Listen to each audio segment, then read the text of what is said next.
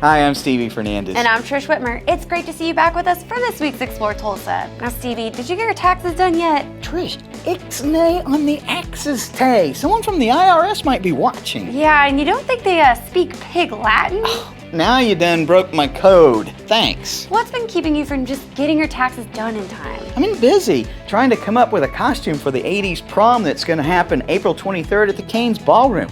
Should I be Mr. T? A bit of a fool.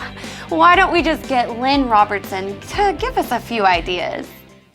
I don't know what it is about the 80s. I think mostly it's just that everything was so over the top, but also the music.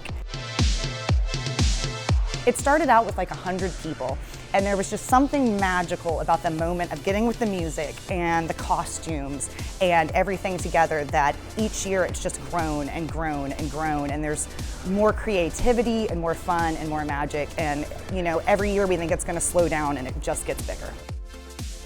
My husband is the one who came up with the event in the early 2000s, and it just came, he is a DJ and he does a lot of 80s music, and it was kind of the idea of people who had missed their proms and taking the 80s and capturing that feeling of the 80s and the feeling of a prom, which is like that one night you get to go out and just really get dressed up and lose control and have fun, and putting it together into one party and just making, you know, just really blowing up that whole feeling. Costumes go all over the place. In the beginning, a lot of people did the traditional like prom attire, but they've gone all over the place. Some people dress up like just in 80s gear, lots of color, big hair. You're looking at leg warmers, sunglasses, lots of jewelry, outrageous makeup. And then some people are like characters from movies. We've seen people, like we've had Teen Wolf, we've had Karate Kid in the shower. I mean, they just go all over the place. We've actually had people come in 1880s attire. So it just kind of, people just pull anything that they think has to do with the 80s. People have been dressed like songs, they've been dressed like cartoon characters, just anything. But you definitely have to dress up, because if you're not in a costume, you are going to be a sore thumb.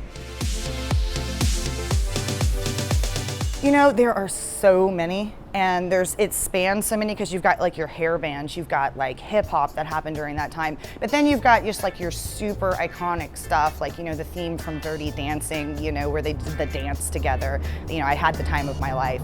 There's, you know, Aha, there's all of this stuff too, like you get into like the Depeche Modes and the alternative like synth pop and stuff that happened at the time, and then all the pop, you've got your Cyndi Lauper, your Madonna, you know, and all of those things. There's just so many different things that it spans, but you know every single one of them.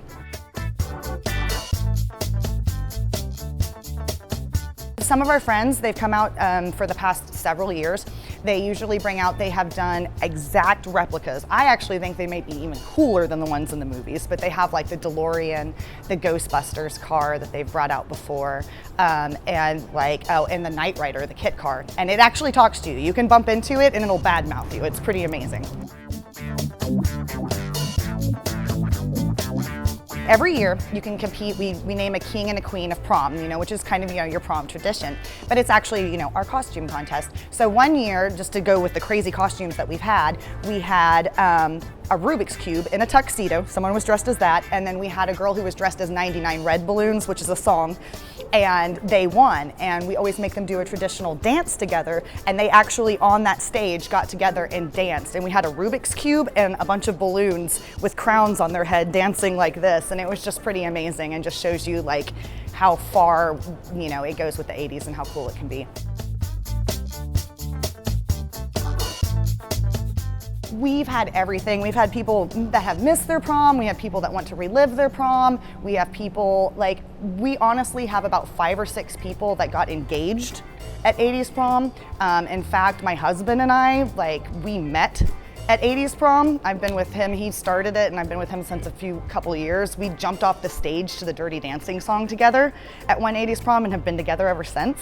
So there's been a lot of like actual romantic connections, so it's kind of cool.